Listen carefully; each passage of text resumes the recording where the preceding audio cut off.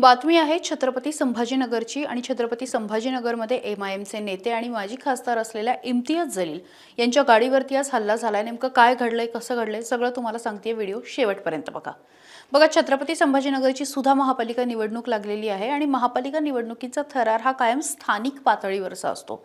इम्तियाज जलील हे आज एका भागामध्ये गेलेले होते, त्यांची रॅली होती। मात्र या रॅलीचं परिवर्तन जे आहे ते मारहाणीमध्ये झालं आणि इम्तियाज जलील यांच्या विरोधामध्ये आणि एमआयएमच्या विरोधामध्ये सुद्धा असलेली नाराजी जी आहे ती उफाळून आली।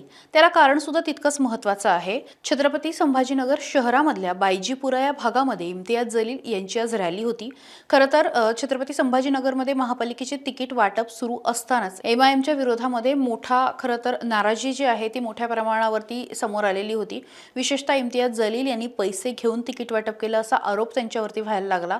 एमआयएमच्या अनेक सिटिंग नगरसेवकांना इम्तियाज जलील आणि एमआयएमने तिकीट नाकारलेलं होतं, त्यामुळे पक्षाबद्दलची नाराजी जी आहे ती मोठ्या प्रमाणावरती समोर आलेली होती आणि इम्तियाज जलील यांच्यावरती विविध प्रकारचे आरोप सुद्धा करण्यात येत होते।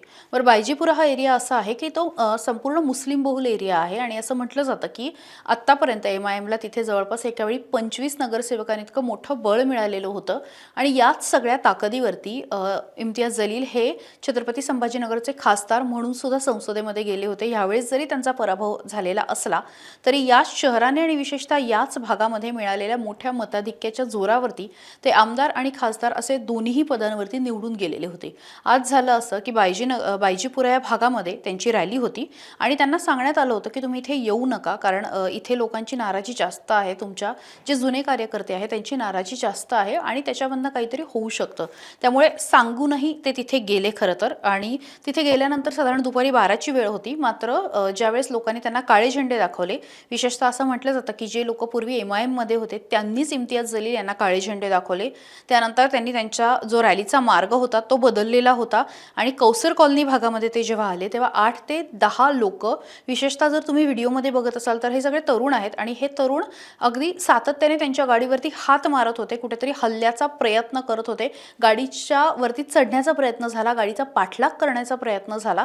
इतकंच नाही तर गाडीचे जे फुटरेस्ट असतं त्याच्यावरती पकडून त्याचा आधार घेऊन गाडीला लटकण्याचा प्रयत्न झाला आणि त्यामधनं जे काही खिडक्या आहेत त्या खिडक्यांमधनं आतमधनं हात घालून इम्तियाज जलील यांना कुठेतरी मारहाण करण्याचा प्रयत्न जो आहे तो करण्यात आला। त्यांच्या आजूबाजूला त्यांचे काही समर्थक होते, गाडीमध्ये होते, त्यामुळे त्यांनी त्यांना कव्हर केलं। पण लोकांचा आणि या तरुणांचा जो राग होता तो प्रत्यक्ष त्या व्हिडिओमध्ये मोठ्या प्रमाणावरती दिसून आलेला आहे। एकूणच यावेळेसची जर महापालिका निवडणूक बघितली तर छत्रपती संभाजीनगरमध्ये एमआयएमसाठी एक मोठं आव्हान आहे असं म्हटलं तर चुकीचं ठरणार नाही, कारण त्यांनी सिटिंग नगरसेवकांना नाकारलेलं आहे, अनेकांना तिकीटं दिलेली नाहीये आणि दुसरीकडे या नगरसेवकांनी स्पष्टपणे बंडखोरी केलेली आहे। त्यांनी थेट काहींनी काँग्रेसचा आधार घेतलेला आहे, काही वंचित बहुजन आघाडीच्या तिकिटावरती उभे आहेत, तर काही जण अपक्ष सुद्धा उभे आहेत, काही जण एनसीपीच्या तिकिटावरती सुद्धा उभे आहेत।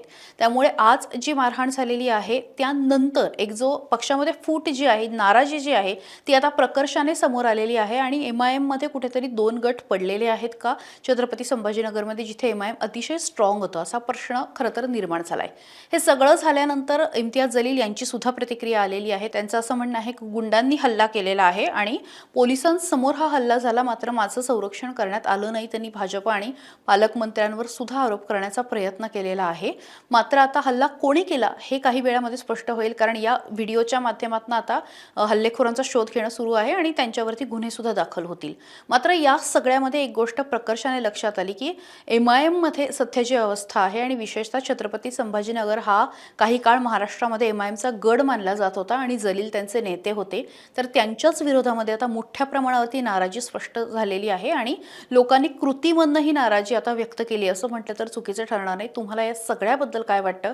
छत्रपती संभाजीनगरमध्ये एमआयएमचे किती नगरसेवक येतील? मागच्या वेळेस सारखा मोठा आकडा ते गाठू शकतील का?